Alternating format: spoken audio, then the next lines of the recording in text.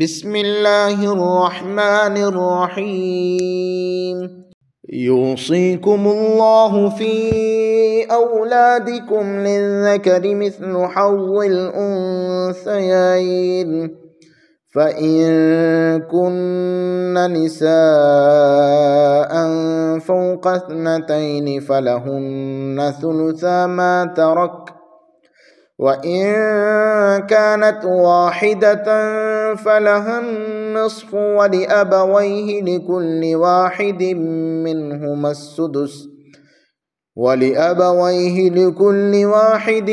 منهما السدس مما ترك إن كان له ولد، فإن لم يكن له ولد وورثه أبواه فلأمه الثلث، فإن كان له إخوة فلأمه السدس من بعد وصية يوصي بها أو دين. آباؤكم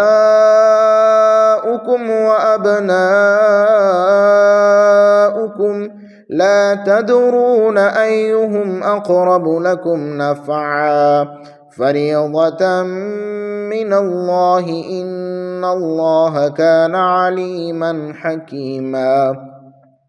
ولكم نصف ما ترك أزواجكم إن لم يكن لهن ولد، فإن كان لهن ولد فلكم الربع مما تركن من بعد وصية يوصين بها أو دين، ولهن الربع مما تركتم إن لم يكن لكم ولد، فإن كان لكم ولد فلهن الثمن مما تركتم من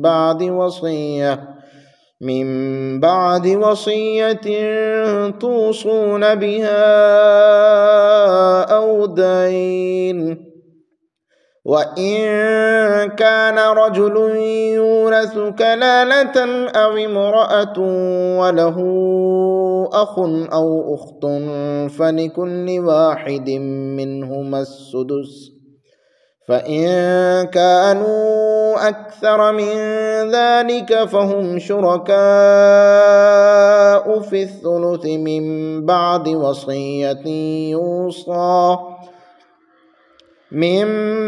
وصية يوصى بها أو دين غير مضار، وصية من الله والله عليم حليم. تلك حدود الله، ومن يطع الله ورسوله يدخله جنات تجري من تحتها الأنهار خالدين فيها، وذلك الفوز العظيم. ومن يعص الله ورسوله ويتعد حدوده يدخله نارا خالدا فيها وله عذاب مهين. أعوذ بالله من الشيطان الرجيم. بسم الله الرحمن الرحيم. يوصيكم الله في أولادكم للذكر مثل حظ الأنثيين. آمنت بالله صدق الله العظيم। सूरह अन्निसा की आयत नंबर 11 से 14 तक इसके तहत वरासत के मसाइल का सिलसिला शुरू होने वाला है। पिछले सबक में वरासत के बुनियादी मसाइल और इस्लाहात पे बात की गई थी। आज इंशाअल्लाह वरासत की तकसीम का जो इस्लामी निज़ाम है उसके मकासद और हिकमतों पर गुफ्तगू होगी। वरासत की तकसीम के लिए अल्लाह ताला ने जिन लोगों का इंतखाब किया है तो ये वरासत इन तक पहुँचेगी। वो इंसान की अपनी ज़ाती फैमिली और कुंबा है, और फिर उसमें से भी जो करीब तरीन लोग हैं। इस्लाम का जो माशरती निज़ाम है और फिर उसका जुज़ ख़ानदानी निज़ाम फैमिली सिस्टम है, इसमें قرابت داری کو بڑی اہمیت دی گئی ہے۔ اس بات میں تو کوئی شک و شبہ نہیں ہے کہ اس دنیا میں انسان دوسرے کا محتاج ہے، اس کی معاونت سے ہی اس کے لیے زندگی گزارنا ممکن ہے۔ لیکن دنیا تو بہت وسیع ہے، پھیلی ہوئی ہے، شرق و غرب، شمال و جنوب، ہر بندے کے لیے ہر کسی کے کام آنا یہ ممکن نہیں ہے۔ تو اللہ تعالیٰ نے نیچے چھوٹے چھوٹے یونٹ قائم کر دیے ہیں، خاندان کی شکل میں، فیملی کی شکل میں۔ فرما دیا کہ تم اس نچلی سطح پہ کم لوگوں میں ایک دوسرے کے کام آ جاؤ، جہاں تمہارے لیے ایک دوسرے کو فائدہ کرنا، ایک دوسرے کے کام آنا آسان بھی ہے۔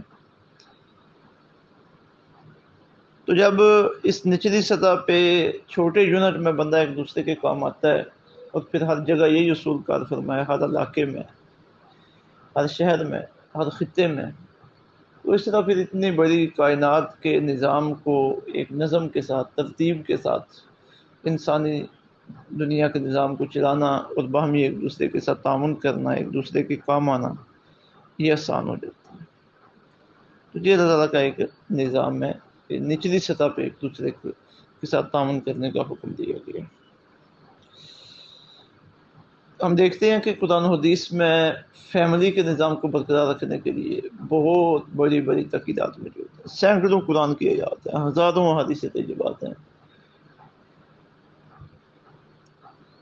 جو اس کے متعلق ہماری رہنمائی فرما رہی ہیں۔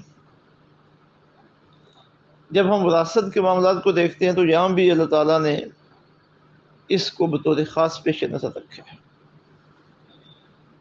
وراثت میں 3 چیزیں پیش نظر رکھی گئی ہیں وراثت کے احکامات میں، اور انہیں ان کے مقاصد بھی کہا جا سکتا ہے۔ ایک ہے اپنے جو قریبی رشتہ دار ہیں ان کی خدمت، ان کے کام آنا، انہیں مالی طور پہ سہارا دینا، اور دوسرا جو وراثت کی تقسیم میں حصے مقرر کیے گئے ہیں اس میں ان قریبی رشتہ داروں کی ضرورت کو پیش نظر رکھا گیا ہے، اور تیسرا جو مقصد ہے وہ ہے دولت کی تقسیم، کہ دولت چند ہاتھوں میں سمٹ کے نہ رہ جائے بلکہ وہ معاشرے میں گردش کرتی رہے۔ اگر چند ہاتھوں میں سمٹ کے رہ جائے گی تو چند لوگ تو مالدار ہوں گے، باقی لوگوں کا استحصال ہوگا، وہاں بھوک ہوگی، غربت ہوگی، اور پھر وہ جو چند بھوکے، چند مالدار ہیں اور بہت زیادہ بھوکے اور ننگے لوگ ہیں، غریب لوگ ہیں، تو یہ حالات سے تنگ آ کر پھر ان امیر لوگوں کے اوپر حملہ آور ہوں گے، تو پھر کیا ہوگا؟ نتیجے میں معاشرے میں فساد پھیلے گا، فتنہ پھیلے گا، ظلم و زیادتی ہوگی۔ تو دولت کی تقسیم، دولت کے سرکل کا چلتے رہنا، اس کی اسلام کی نظر میں بڑی اہمیت ہے۔ ایک جگہ پہ ارشاد فرمایا گیا سورہ حشر میں، قیل یکون دولتم بین الاغنیاء منکم، یہ جو ہم نے تقسیم کا، خیرات کا، صدقے کا نظام رکھا ہے، یہ اس لیے کہ دولت تم میں سے چند ہاتھوں میں گردش نہ کرتی رہے بلکہ اس کا سرکل چلتا رہے، اور ایک سے دوسرے تک، دوسرے سے تیسرے تک، تیسرے سے چوتھے تک، چوتھے سے پانچویں تک یہ سلسلہ پھیلتا چلا جائے اور چلتا رہے۔ اب یہ جو 3 مقاصد بیان کیے ہیں ہم نے، اور نظام کا جو بنیادی حصے ہیں وہ ہم نے بیان کیے ہیں، قرابت، ضرورت اور دولت کی تقسیم۔ اب ذرا ان کی وضاحت جو ہے نا مختصر سی آپ کی خدمت میں رکھتے ہیں۔ قرابت سے مطلب ہے بندے کے قریبی رشتہ دار۔ تو وراثت کی تقسیم کا جو سلسلہ قائم کیا گیا ہے، اس میں کس کو ملے گی اور کس کو نہ ملے گی، کس کو کتنا حصہ ملے گا، کس کو کم ملے گا، کس کو زیادہ ملے گا، تو اس میں جو جتنا زیادہ قریب ہے، پہلے نمبر پہ تو وراثت کے مستحق ہی وہ ہیں جو قریبی ہیں، اور پھر اسی اصول پہ جو ہے نا وہ ان کے حصے بھی تقسیم کیے گئے ہیں، حصے بھی طے کیے گئے ہیں، قریبی لوگ۔ دوسرا ضرورت، تو اب وراثت میں جو حصوں کی کمی بیشی ہے، اسے نصف ملے گا یا اسے 1/3 ملے گا، اسے 2/3 ملے گا، تو اس میں یہ ہے کہ جس کی جتنی ضرورت ہے اسے اتنا دیا گیا ہے، یہ ضرورت پر کمی بیشی کا مدار ہے۔ مثلا جو بندہ فوت ہو جاتا ہے، اس کے والدین اور اس کی اولاد جو اس کے ساتھ جو قرابت ہے وہ تو برابر کی ہے، لیکن جو ان کی ضروریات ہیں وہ الگ نوعیت کی ہیں. جو والدین ہیں وہ تو ایک زندگی کے سرکل میں پہلے سے موجود ہیں، اپنی ضروریات پوری بھی کر رہے ہیں، اور کمایا ہوا ان کے پاس کچھ مال بھی یقیناً موجود ہوگا. لیکن جو اس کی اولاد ہے وہ ابھی زندگی کا آغاز کر رہی ہے، ان کے پاس کچھ بھی نہیں ہے. ان کے پاس کچھ ہونا چاہیے کہ وہ جس کی بنیاد پہ آگے میدان عمل میں آ سکیں، اپنے قدموں پہ کھڑا ہو سکیں. تو ہم دیکھتے ہیں کہ یہاں والدین کی نسبت اولاد اور بالخصوص ان میں جو بیٹے ہیں انہیں زیادہ حصہ دیا گیا ہے. کیوں؟ کہ ان کی ضرورت زیادہ ہے. اسی طرح بیٹا اور بیٹی ہے. اب بیٹی کی اتنی ضرورت نہیں ہے جتنی بیٹے کی ہے. بیٹے نے تو اپنا گھر بسانا ہے، اپنی شادی کرنی ہے، گھر بنانا ہے، آگے جو معاملات ہیں. اور جہاں تک بیٹی کا معاملہ ہے اس کی شادی ہونی ہے، اس نے بنے بنائے گھر میں جا کے بیٹھنا ہے، ایک چلتے ہوئے نظام کا جا کے حصہ بننا ہے. تو اس اعتبار سے بیٹی کی ضرورت کم ہے، بیٹے کی ضرورت زیادہ ہے. تو بیٹے کا حصہ بیٹے کی نسبت دوگنا رکھا گیا. اسی طرح باقی اپنا حصے ہیں، باقی معاملات ہیں، تو جس کی جتنی ضرورت ہے اس کا اتنا حصہ رکھا گیا. اب کچھ لوگ یہ شک و شبہ پیدا کرتے ہیں، دیکھو جی اسلام میں انصاف نہیں ہے، بیٹی کو حصہ کم، بیٹے کو حصہ زیادہ. تو اگر یہ لوگ تقسیم وراثت کی جو اسلامی حکمت ہے اسے دیکھ لیں تو ان کا یہ شبہ ختم ہو جائے، ان کا یہ اعتراض ختم ہو جائے. کتنی خوبصورت یہ تقسیم ہے، اور یہ عدل ہے، عدل کہ جس کا جتنا بنتا ہے اسے اتنا دیا گیا.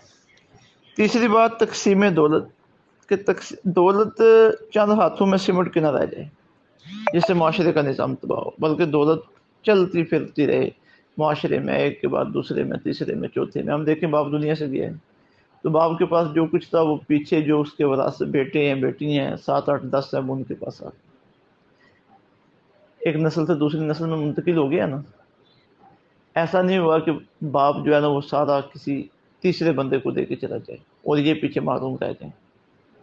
آقا علیہ الصلوۃ والسلام کا بھی ارشاد گرامی ہے کہ تم میں سے اپنے اولاد کو خوشحال چھوڑ کے جانا، اس سے بہتر ہے کہ ان کے پاس کچھ بھی نہ ہو اور وہ لوگوں سے بھیک مانگتے پھریں. تو یہ تقسیم دولت کا ایک مقصد ہے وراثت کی تقسیم کا. تو یہ حکمتیں ہیں وراثت کی اور مقاصد ہیں جو مختصراً آپ کے سامنے عرض کیے گئے ہیں. کل سے انشاءاللہ العزیز تفصیل کے ساتھ جو ہے نا قرآنی آیات، ان کا ترجمہ اور ان کا مفہوم سامنے آئے گا. اللہ تعالیٰ سمجھ کی اور عمل کی توفیق عطا فرمائے. وما علینا الا البلاغ.